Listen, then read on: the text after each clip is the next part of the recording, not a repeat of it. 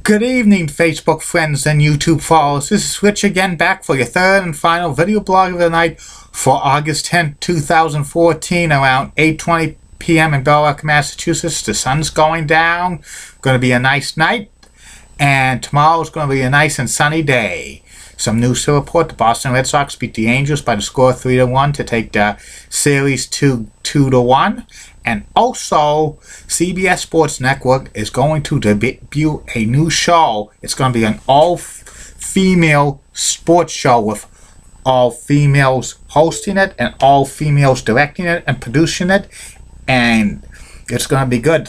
And look for a lot of the CBS Sports Network's personalities to be on there who are females, like Allie LaForce, Tracy Wilson, Jenny Dell, Leslie Visser, Dana Jacobson, and a few others. So it's going to be a great show.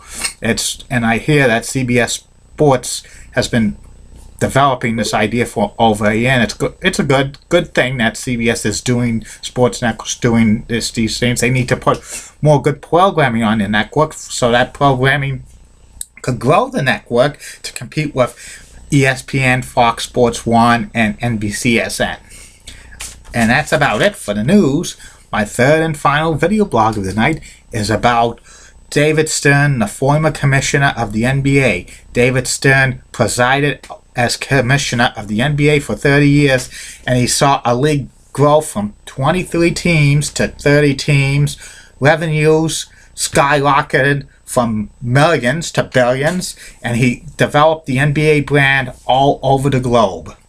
David Stern was born in New York City, and he grew up in New Jersey.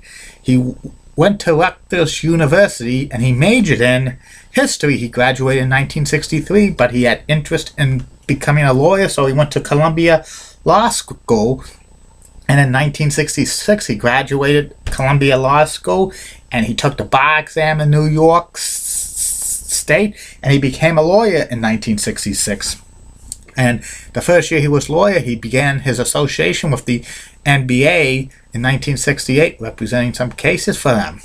And by 1978, after years of being a lawyer, David Stern joined the NBA as part of its general counsel. 2 years later, in 1980, David Stern got promoted to executive vice president of NBA. And during his time as the executive vice president of the NBA, he reached two landmark decisions that changed the NBA forever: a drug testing policy and a team salary cap. The drug testing policy was pretty good because back in the late 70s, the NBA was drug infested and stuff like that, and he wanted to clean up the game. And a salary cap was to help struggling teams, because there was rumors that a lot of NBA teams were going to go under around the early 80s, but he cleaned that up. And David Stern was so good as an executive vice president, and in 1984, on February 1st, he took over the role as NBA commissioner, and he held that position for 30 years. Back in 1984, there were 23 teams in the NBA, and the value of all 23 NBA teams in 1984, when David Stern took over as commissioner, $400 million of all the 23 NBA teams combined. And also the NBA didn't have a great television deal around that time, and also many of the NBA Finals games were on tape delay for CBS back in the early 80s. But he made sure the NBA grew. And 1984, when he was first year of NBA commissioner, he had an historic draft in the class of 1984. Hakeem Olajuwon, Michael Jordan, Charles Barkley, John Stockton were part of the class of 1984 NBA draft, which was amazing. And in 1985, David Stern instituted a draft lottery for all NBA teams who didn't make the playoffs. They would get a chance to get the number one pick, because a lot of teams were tanking games, and so they could get the top pick in the NBA draft.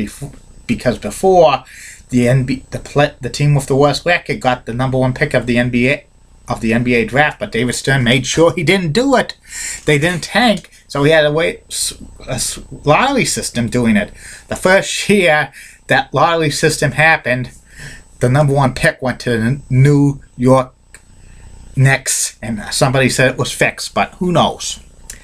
And David Stern, during his tenure of NBA commissioner, 6 NBA teams moved during his tenure, and he added 7 new teams. He even expanded into Canada, but he presided over 4 NBA lockouts, which is not that good.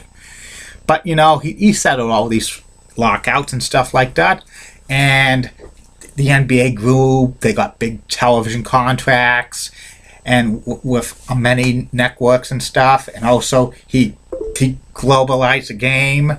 They were regular season games being played overseas, and he opened up a lot of NBA offices in other countries, and his tenure with commissioner, he had the NBA televised games in 215 countries in 43 different languages. That's amazing.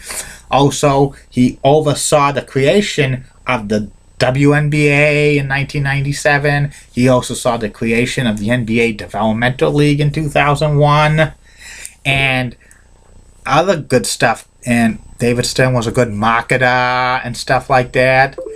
He sometimes is getting criticized because that during his time as commissioner, that the NBA was too focused on the top players playing in the big markets, or having like 3 superstar players playing on one team and stuff like that.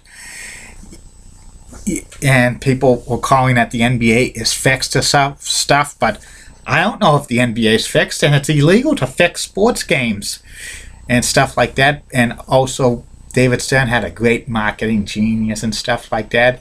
He also instituted a dress code for the NBA in 2005, which was very professional and stuff. And he continued to let the NBA grow and grow and grow and grow. People call David Stern probably the best commissioner of all time in sports. That's hard to argue, because I think Pete Rozelle is probably the best commissioner of sports of all time for the NFL, but that's a debate for another day. And David Stern, unprecedented what he brought the NBA to. He brought the NBA from like a league that was basically on the verge of folding to a league that's branded all over the world as a very recognized leader, and that he grew the game of basketball to new heights that you never thought the NBA would be when he took over 30 years ago. And he retired on February 1st, 2014, and he handed over the commissionerships to Adam Silver, and Adam Silver's doing a great job. And David Stern got elected to the Hall of Fame in 2014, the same year he retired. And this was an awesome... He deserves to be a Hall of Famer. He grew the NBA brand all over the world, and that's amazing. And people say that they should have an award for David Stern in his honor for helping growing the game. I think they should, but I think this is a good idea for a David Stern award. How about give the David Stern award to the person who helps promote the game of basketball and the NBA each year? That would be a great award to give out to somebody who's helped promote the basketball in the United States and all over the world. That would be a great way to honor David Stern. And he's a great guy, David Stern, and the NBA was happy to have him for commissioner for 30 years. That's about it for the night. I will be back tomorrow for at least 3 to 6 more video blogs, and I'm getting ready for tomorrow morning at 10:30 for an interview with Shaw's in Burlington, and I'm happy about it. This is just a temp job until market basket gets back on its feet and ends the stalemate. And I will be seeing you guys tomorrow, Facebook friends and YouTube followers. Goodbye, Facebook friends and YouTube followers. Tomorrow is the 10 greatest players in Philadelphia Flyers history. Is my first blog of the day, and the other two, that's to be determined. And still, I'm getting good feedbacks on these video blogs and stuff. And if you want anything, Facebook friends and YouTube followers, for a shout out, send me a private message and I will do it, because I'm not going to be shouting out names at random, okay? Bye-bye, Facebook friends. Have a good night.